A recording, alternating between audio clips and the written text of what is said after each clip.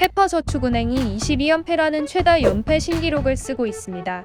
V리그 여자부 2023-2024 시즌 들어서 지금까지 29경기를 치른 시점인데 페퍼저축은행은 단 2승만 기록하고 있습니다.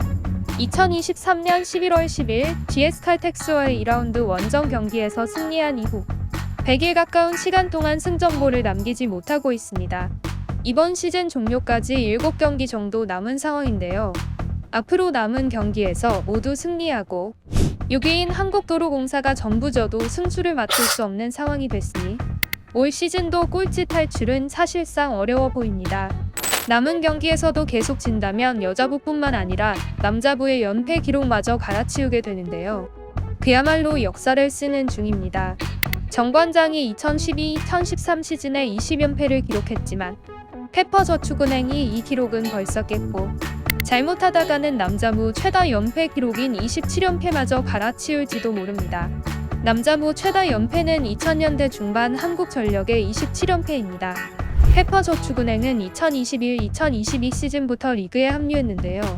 지난 두 시즌 단 꼴찌 자리를 도맡아왔죠. 첫 시즌에서 총 3승을 거뒀고 두 번째 시즌에선 5승을 기록했으며 현재 세 번째 시즌에서는 겨우 2승만 기록하고 있습니다.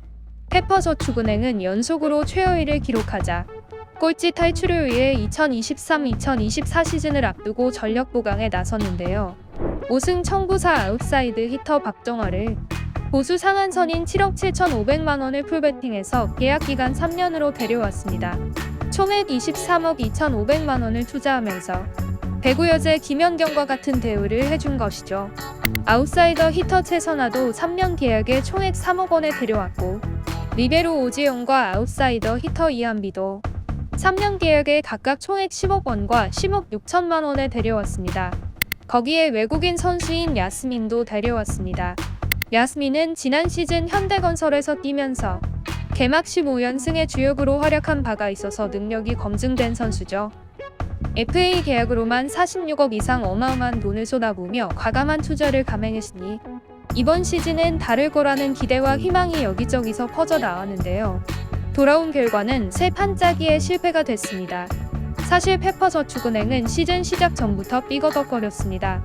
먼저 구단 운영부터 짚어보자면 구단은 올 시즌 준비 과정에서 한국도로공사에 보낼 보상 선수 명단을 잘못 꾸려서 주전 세터인 이고은을 보내는 사태가 있었습니다. 급하게 미들 블로커 최강과 2023-2024 시즌 신인 드래프트 1라운드 지명권을 내주고 이고은을 다시 영입하는 어이없는 일이 발생했었죠.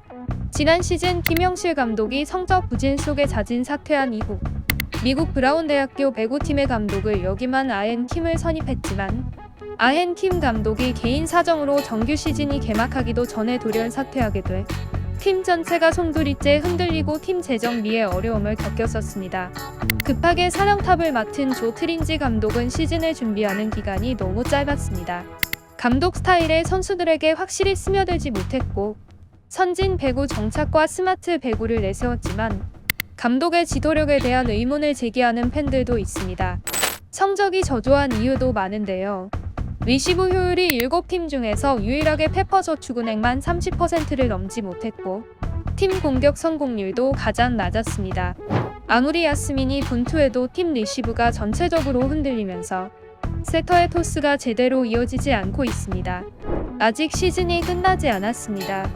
구단은 부진 탈출을 위한 새로운 전략을 짜야 합니다. 이대로 지는 일에 익숙해져서 리그 종료까지 달라진 모습을 보여주지 못하고 실망감만 안긴다면 만년 꼴찌라는 비판의 목소리를 피할 수 없을 것입니다.